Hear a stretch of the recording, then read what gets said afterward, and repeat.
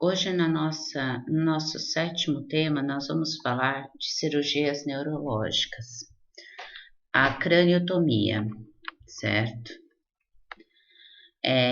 A craniotomia é uma abertura do crânio para o tratamento de cirurgia, tá?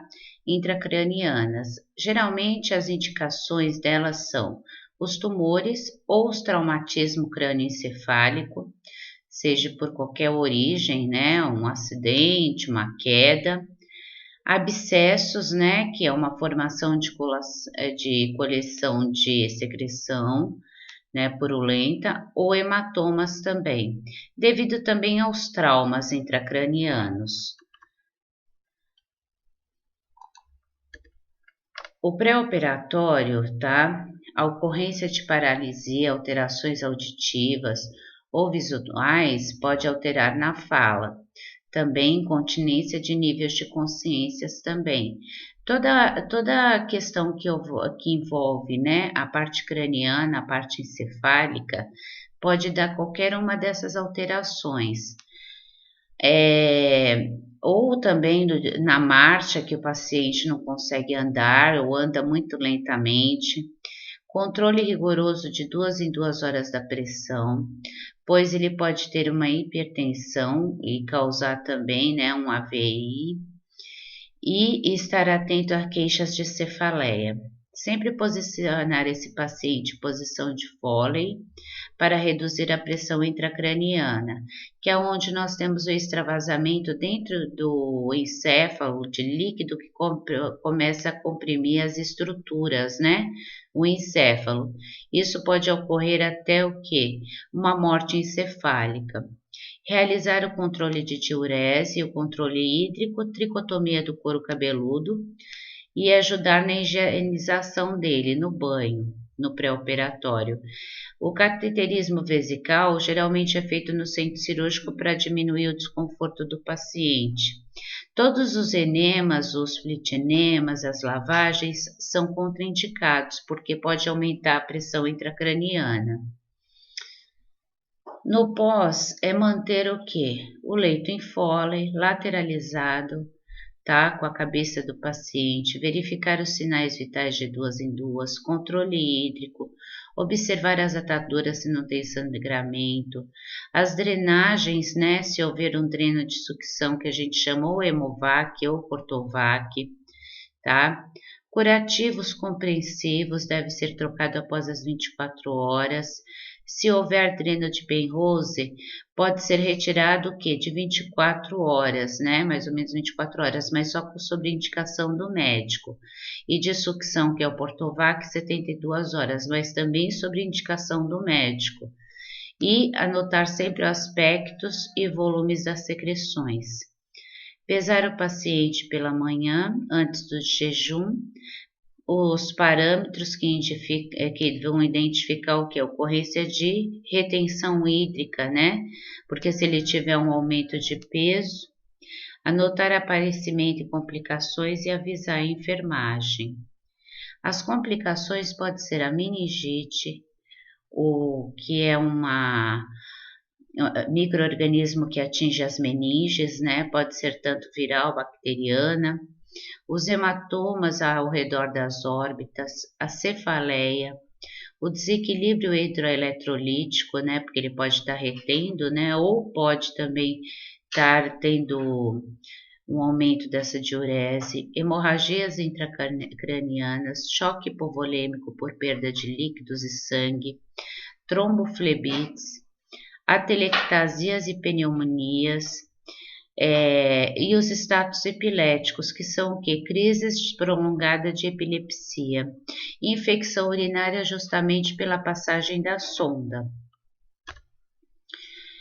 A simpatectomia é o desligamento das fibras nervosas simpáticas, tá? Ele vai o que? Tem o intuito de aumentar o tônus vascular e, consequentemente, propiciar o desenvolvimento da circulação colateral. O nervo simpático, eles têm o que? A predisposição de controlar a tensão dos vasos sanguíneos. O seu desligamento diminui a resistência e aumenta a irrigação, tá? O desligamento pode ser de um gânglio ou mais gânglios, né? E a cirurgia da simpatectomia, vocês podem olhar na figura, é lateralmente. A indicação pode ser de obstrução arterial crônica com necrose nos pés e dor nos membros em repouso, que normalmente faz com que tenha o quê? Uma menor circulação para os membros inferiores.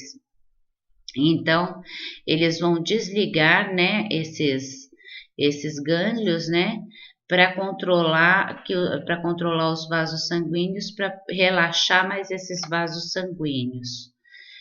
O pré-operatório inclui o fumo, orientar quanto aos seus malefícios, né? As dietas deverão ser hipolipídicas com pouca gordura, não colocar calor no membro atingido, porque isso vai causar mais vasodilatação, mudança de decúbito para prevenir a êxtase venosa, evitar ambientes frios, usar calçados que não comprimam os pés para não ter maior lesão, jejum de 8 horas e sinais vitais. Observar no pós-operatório a coloração, temperatura e sensibilidade das extremidades, pelo menos principalmente dos membros inferiores. Exercício, né, de contrações musculares. Verificar o que? Sinais vitais, infusões venosas, propiciar deambulação precoce, observar as queixas de distensão abdominal, flatulência, avisar o enfermeiro. Auxiliar na colocação da meia elástica. Complicações cirúrgicas são as neurites, que é a dor nos quadris ou parte anterior da coxa e na área mediana da perna, juntamente com a distensão abdominal, lesão da pleura parietal e visceral por a cirurgia ser lateralizada, pode ocorrer uma perfuração e aí tem que ser administrado também o quê? Tem que ser colocado um dreno torácico e lesão da artéria intercostal. Uma outra questão é a derivação crânio-peritoneal. É uma válvula que é colocada, né, um catéter, para a drenagem desse líquor. Esse líquor que fica lá no quarto ventrículo, que fica na região encefálica, tá? Devido ao acúmulo de líquor ali dentro, tem uma válvula que é colocada para poder esse líquor ser o quê? Desembocado na região peritoneal para poder ter uma absorção melhor. O que pode acontecer ali, né, na região, quando você não drena esse líquor? Onde normalmente a cabeça, né, ela começa a aumentar o seu tamanho. Manter jejum no pré-operatório, tricotomias 2 horas antes do procedimento e banho após a tricotomia, sinais vitais em que encaminhar o paciente para o centro cirúrgico e reservar um leito de UTI e também de sangue, tá, gente? No pós é comunicar, tá? E anotar nível de consciência, que é uma escala de Glasgow, que vai de 0 a 15 para saber se ele está contactuante, responsivo, se ele se mexe, né? Que a gente utiliza, aferir sinais vitais e manter monitorização. Manter a monitorização específica da pressão intracraniana. Isso se ele tiver tudo lá na UTI. Geralmente eles fazem, pode ir para a UTI e depois ele volta para a gente para o setor. Observar e anotar queixas álgicas, auxiliar nos cuidados de higiene, nos cuidados de alimentação, aonde está inserido a válvula, sempre observar a periválvula, se não está com sinais flogísticos, se não tem vazamento também. E essa válvula, se tiver um coletor para essa válvula não tiver no peritônio, tiver externo, que a gente tem a derivação externa também. Ela tem que estar abaixo da linha mediana da cabeça.